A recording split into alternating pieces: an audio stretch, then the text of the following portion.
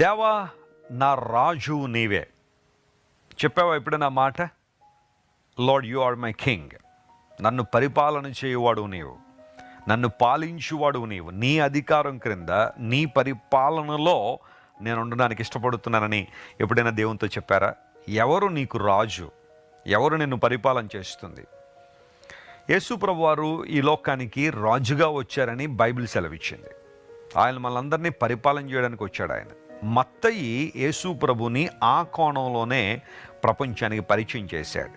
యేసు ప్రభు జీవితాన్ని గురించి 4 సువార్తలు బైబిల్లో మనం చూస్తున్నాము.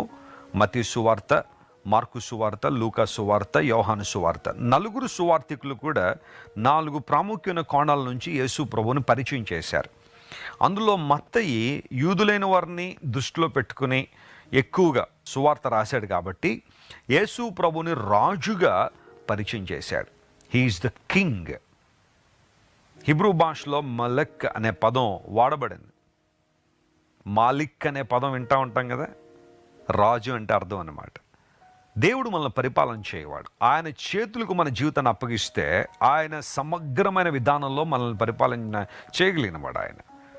అందును బట్టే లేఖనం సెలవిస్తూ ఉంది, నీ ప్రవర్తన అంతటి యందు ఆయన అధికారానికి ఒప్పుకొనమో అప్పుడు నీ త్రోవలు ఏం చేయబడతాయి? సరళం చేయబడతాయి. ఆయన అధికారానికి మనిషి దేనికైనా ఒప్పుకుంటాడేమో కానీ తన మీద మరొకరు అధికారానికి మాత్రం ఒప్పుకోడు. కానీ దేవుని బిడ్డలుగా మనం చేయాల్సిన పని ఏంటంటే దేవుని అధికారానికి మనం ఒప్పుకోవాలి. అదే విధేయత, అదే సమర్పణ.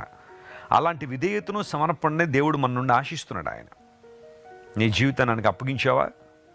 నీ ప్రవర్తన అంతటి ఏందో ఆయన అధికారానికి ఒప్పుకున్నావా? లేకపోతే నీ ఇష్టమే జరగాలని, నువ్వు అనుకున్నదే జరగాలని, నీకు తోచిందే జరగాలని నువ్వు ఆశిస్తున్నావా?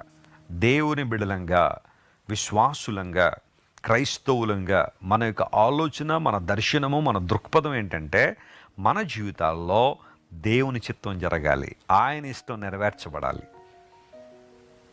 ఎప్పుడైతే అలాంటి అనుభవం మనం ఎదుగుతామో మన త్రోవలు సరళం చేయబడతాయని కీర్తనకారులు అదే అంటున్నారు. ప్రభువా, నీవే మా రాజు, మేము నిన్ను ఆశ్రయిస్తున్నాము, నిన్ను మా రాజుగా చేసుకున్నాం. ఎప్పుడైతే అలా జరుగుతుందో ఆ సందర్భంలో దేవుణ్ణి రాజుగా చేసుకున్నప్పుడు యాకోబునకు పూర్ణ రక్షణ కలుగుతుంది అని ఆ వాక్య భాగంలో మనం చూసాం. పూర్ణ రక్షణ, సంపూర్ణ రక్షణ. ఇది సగం సగం రక్షణ కాదు, లేదా సంపూర్ణమైన రక్షణ కాదు. దేవుడు మనకు సంపూర్ణ రక్షణ దయచేయవాడు ఆయన.